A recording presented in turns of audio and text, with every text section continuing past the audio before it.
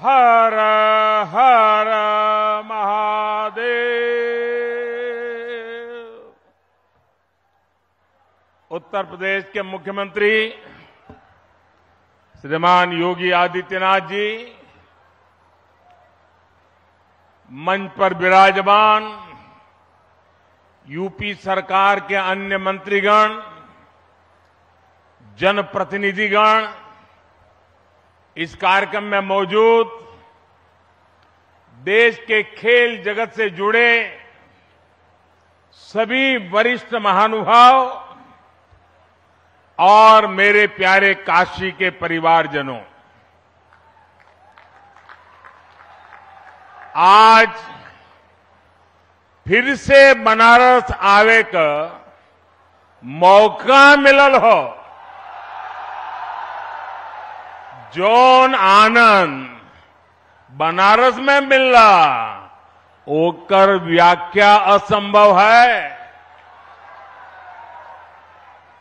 एक बार फिर बोलिए, ओम नमः पार्वती पतये हर हर महादेव। आज मैं एक ऐसे दिन काशी आया हूं जब चंद्रमा के शिव शक्ति पॉइंट तक पहुंचने का भारत का 1 महीना पूरा हो रहा है। शिव शक्ति यानी वो स्थान जहां बीते महीने की 23 तारीख को हमारा चंद्रयान लैंड हुआ था। एक शिव शक्ति का स्थान चंद्रमा पर है, दूसरा शिव शक्ति का स्थान ये मेरी काशी में है। आज शिव शक्ति के स्थान से, शिव शक्ति के उस स्थान पर भारत की विजय की मैं फिर से बधाई देता हूं। मेरे परिवारजनों, जिस स्थान पर हम सब इकट्ठा हुए हैं वह एक पावन स्थल जैसा है। यह स्थान माता विंध्यवासिनी के धाम और काशी नगरी को जोड़ने वाले रास्ते का एक पड़ाव है।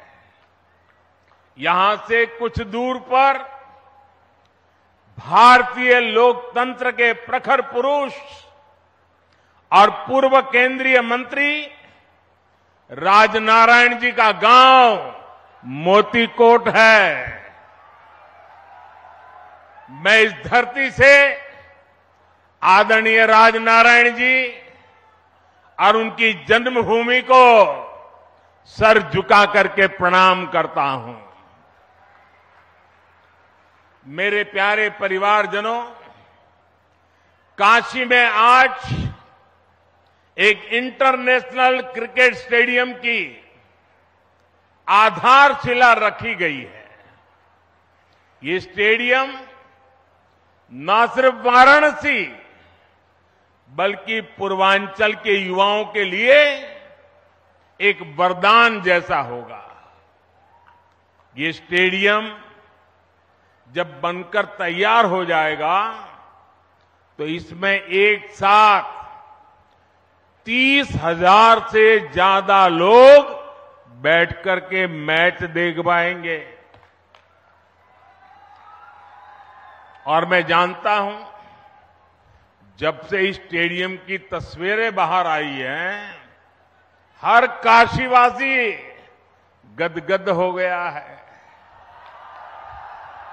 महादेव की नगरी में ये स्टेडियम, उसकी डिजाइन स्वयं महादेव को ही समर्पित है।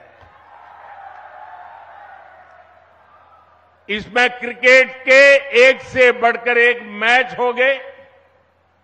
इसमें आसपास के युवा खिलाड़ियों को अंतर्राष्ट्रीय स्तर के स्टेडियम में ट्रेनिंग का मौका मिलेगा और इसका बहुत बड़ा लाभ मेरी काशी को होगा।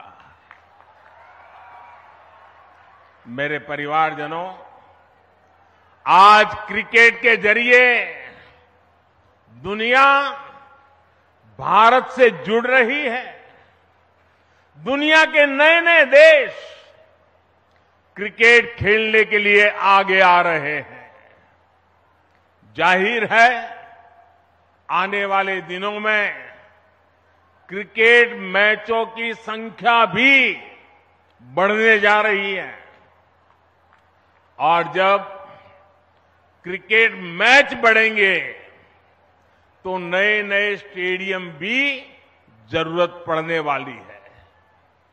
बनारस का ये इंटरनेशनल क्रिकेट स्टेडियम इस डिमांड को पूरा करेगा। पूरे पूर्वांचल का चमकता हुआ ये सितारा बनने वाला है। यूपी का ये पहला स्टेडियम होगा जिसके निर्माण में बीसीसीआई का भी बहुत सहयोग होगा। मैं बीसीसीआई के पदाधिकारियों का काशी का एमपी होने के नाते, यहां का सांसद होने के नाते मैं आप सबका हृदय से आभार व्यक्त करता हूं। मेरे परिवारजनों, जब खेल का इंफ्रास्ट्रक्चर बनता है, इतना बड़ा स्टेडियम बनता है, तो सिर्फ खेल ही नहीं, स्थानीय अर्थव्यवस्था पर भी उसका सकारात्मक असर होता है। जब स्पोर्ट्स के ऐसे बड़े सेंटर बनेंगे तो उसमें बड़े स्पोर्ट्स आयोजन होंगे। जब बड़े आयोजन होंगे तो बड़ी तादाद में दर्शक और खिलाड़ी आएंगे। इससे होटल वालों को फायदा होता है, छोटी बड़ी खाने पीने की दुकान को फायदा होता है, रिक्शा, ऑटो रिक्शा, टैक्सी, इनको भी फायदा होता है। हमारे नाव चलाने वालों को तो दो दो हाथ में लड्डू हो जाता है। इतने बड़े स्टेडियम की वजह से स्पोर्ट्स कोचिंग के नए सेंटर खुलते हैं। स्पोर्ट्स मैनेजमेंट सिखाने के लिए नए अवसर बनते हैं। हमारे बनारस के युवा नए खेल स्टार्टअप के बारे में सोच सकते हैं। फिजियोथेरेपी समेत स्पोर्ट्स से जुड़ी बहुत सी पढ़ाई और कोर्सेज शुरू होंगे और एक बहुत बड़ी स्पोर्ट्स इंडस्ट्री भी वाराणसी में आएगी। मेरे प्यारे परिवारजनों, एक समय था जब माता पिता बच्चों को इस बात के लिए डांटते थे कि हमेशा खेलते ही रहोगे क्या, कुछ पढ़ाई वढ़ाई करोगे कि नहीं, यही हुड़दंग करते रहोगे क्या, यही सुनना पड़ता था। अब समाज की सोच बदली है। बच्चे तो पहले से ही सीरियस थे ही, अब माता पिता भी स्पोर्ट्स को लेकर के गंभीर हुए हैं। अब देश का मिजाज ऐसा बना है कि जो खेलेगा वही खिलेगा। साथियों, पिछले एक दो महीने पहले मैं मध्य प्रदेश का एक आदिवासी इलाका शहडोल के आदिवासी गांव में गया था। वहां मुझे कुछ नौजवानों से मिलने का अवसर मिला और मैं सचमुच में वहां का दृश्य और उनकी बातें सुनकर के इतना प्रभावित हुआ। उन युवकों ने मुझे कहा कि ये तो हमारा मिनी ब्राजील है। मैंने कहा भाई तुम मिनी ब्राजील कैसे बन गए हो? बोले हमारे यहां हर घर में फुटबॉल का खिलाड़ी है। और कुछ लोगों ने मुझे कहा कि मेरे परिवार में 3-3 पीढ़ी नेशनल फुटबॉल प्लेयर रही है। एक प्लेयर रिटायर्ड होने के बाद उसने वहां अपना जान लगा दी और आज हर पीढ़ी का व्यक्ति आपको वहां फुटबॉल खेलता नजर आएगा। और वो कहते हैं कि हमारा जब एनुअल फंक्शन होता है तो कोई घर में आपको नहीं मिलेगा, इस पूरे इलाके के सैकड़ों गांव और लाखों की तादाद में लोग 2-2, 4-4 दिन मैदान में डटे रहते हैं। ये कल्चर उसे सुनकर के, देख करके देश के उज्जवल भविष्य का विश्वास मेरा बढ़ जाता है। और काशी का सांसद होने के नाते मैं यहां आए बदलावों का भी साक्षी बना हूं। सांसद खेल प्रतियोगिता के दौरान जो उत्साह यहां रहता है उसकी जानकारी मुझे लगातार पहुंचती रहती है। काशी के युवा स्पोर्ट्स की दुनिया में अपना नाम कमाए, मेरी यही कामना है। इसलिए हमारा प्रयास वाराणसी के युवाओं को उच्च स्तरीय खेल सुविधाएं देने का है। इसी सोच के साथ इस नए स्टेडियम के साथ ही सीगरा स्टेडियम पर भी करीब 400 करोड़ रुपए खर्च किए जा रहे हैं। सीगरा स्टेडियम में 50 से अधिक खेलों के लिए जरूरी सुविधाएं विकसित की जा रही है।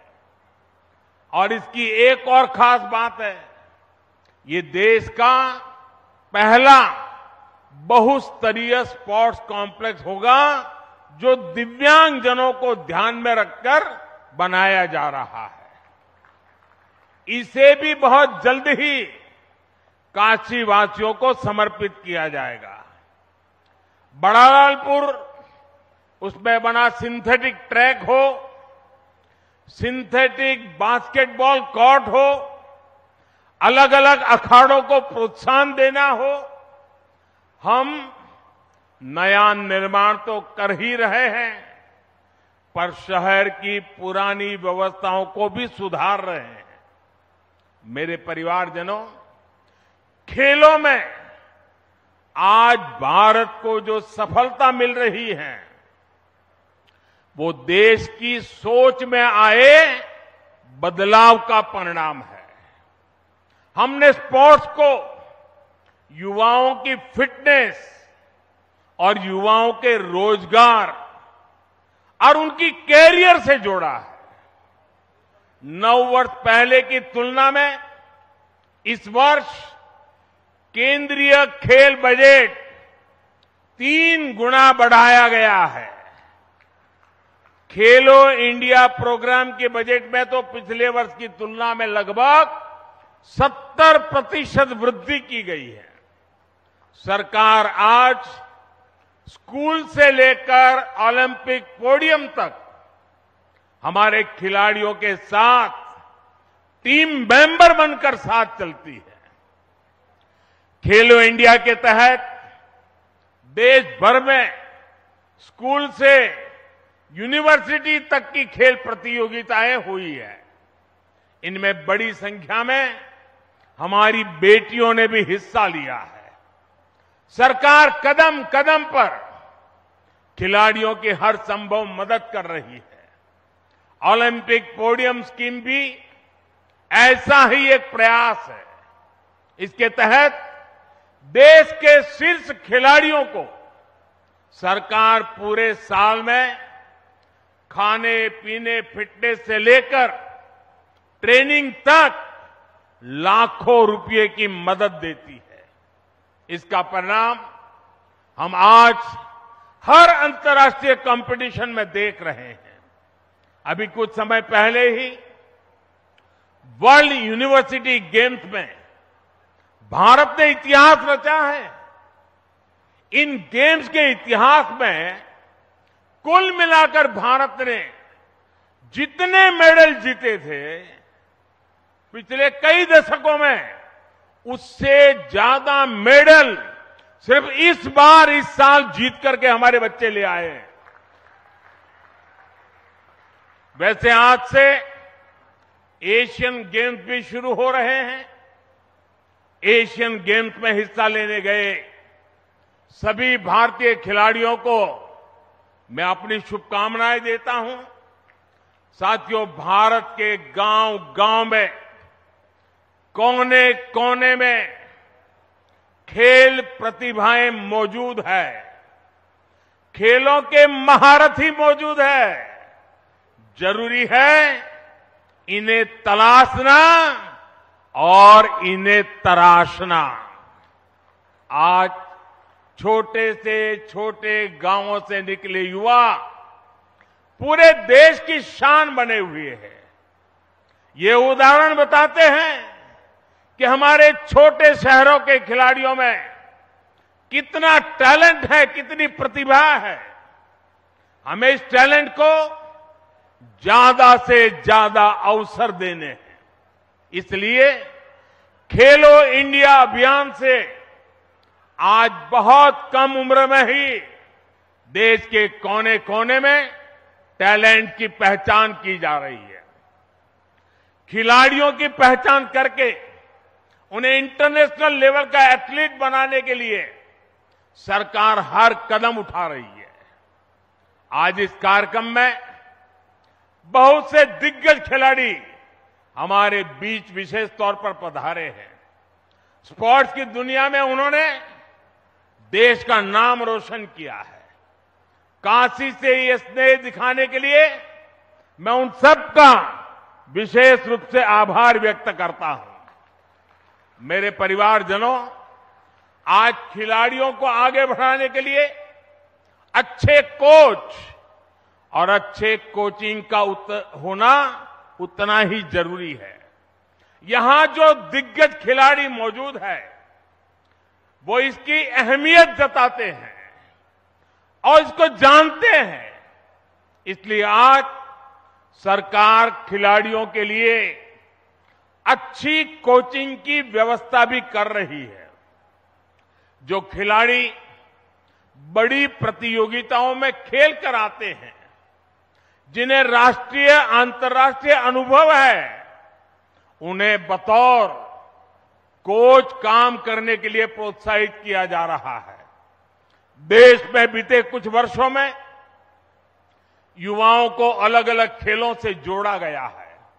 साथियों, सरकार गांव-गांव में जो आधुनिक खेल के इंफ्रास्ट्रक्चर का निर्माण कर रही है, उससे गांव के छोटे कस्बों के खिलाड़ियों को भी नए मौके मिलेंगे। पहले बेहतर स्टेडियम सिर्फ दिल्ली, मुंबई, कोलकाता, चेन्नई ऐसे बड़े शहरों में ही उपलब्ध थे। अब देश के हर कोने में, देश के दूर सुदूर इलाकों में भी खिलाड़ियों को ये सुविधाएं देने की कोशिश हो रही है। मुझे खुशी है कि खेलो इंडिया प्रोग्राम के तहत जो स्पोर्ट्स इंफ्रास्ट्रक्चर बनाया जा रहा है, उसका बहुत अधिक लाभ हमारी बेटियों को हो रहा है। अब बेटियों को खेलने के लिए, ट्रेनिंग के लिए घर से ज्यादा दूर जाने की मजबूरी कम हो रही है। साथियों, नई नेशनल एजुकेशन पॉलिसी में खेल को उसी कैटेगरी में रखा गया है जैसे साइंस, कॉमर्स या दूसरी पढ़ाई हो। पहले खेल को सिर्फ एक एक्स्ट्रा एक्टिविटी माना जाता था, लेकिन अब ऐसा नहीं है। अब स्पोर्ट्स को स्कूलों में बाकायदा एक विषय की तरह पढ़ाए जाना तय हुआ है। ये हमारी सरकार है जिसने देश की पहली नेशनल स्पोर्ट्स यूनिवर्सिटी मणिपुर में स्थापित की है। यूपी में भी स्पोर्ट्स फैसिलिटी पर हजारों करोड़ रुपए खर्च किए जा रहे हैं। गोरखपुर के स्पोर्ट्स कॉलेज के विस्तार से लेकर मेरठ में मेजर ध्यानचंद खेल यूनिवर्सिटी बनाने तक हमारे खिलाड़ियों के लिए नए स्पोर्ट्स सेंटर बनाए जा रहे हैं। साथियों, देश के विकास के लिए खेल सुविधाओं का विस्तार बहुत आवश्यक है। ये न सिर्फ खेलों के लिए बल्कि देश की साख के लिहाज से भी महत्वपूर्ण है। हम में से कई लोग दुनिया के कई शहरों को सिर्फ इसलिए जानते हैं क्योंकि वहां पर बड़े अंतर्राष्ट्रीय खेलों का आयोजन हुआ। हमें भारत में भी ऐसे सेंटर बनाने होंगे जहां ऐसे अंतर्राष्ट्रीय खेल आयोजन किए जा सके। यह स्टेडियम जिसकी आधारशिला आज रखी गई है, खेलों के प्रति हमारे इसी संकल्प का साक्षी बनेगा। ये स्टेडियम बस ईंट और कंक्रीट से बना हुआ एक मैदान नहीं होगा, बल्कि ये भविष्य के भारत का एक भव्य प्रतीक बनेगा। मैं खुद को भाग्यशाली मानता हूं कि हर विकास कार्य के लिए मेरी काशी अपना आशीर्वाद लिए मेरे साथ खड़ी रहती है। आप लोगों के बिना काशी में कोई भी कार्य सिद्ध नहीं हो सकता है। आपके आशीर्वाद से हम काशी के कायाकल्प के लिए इसी तरह विकास के नए अध्याय लिखते रहेंगे। एक बार फिर काशी के लोगों को, पूरे पूर्वांचल को क्रिकेट स्टेडियम के शिलान्यास की मैं बहुत बहुत बधाई देता हूं। हर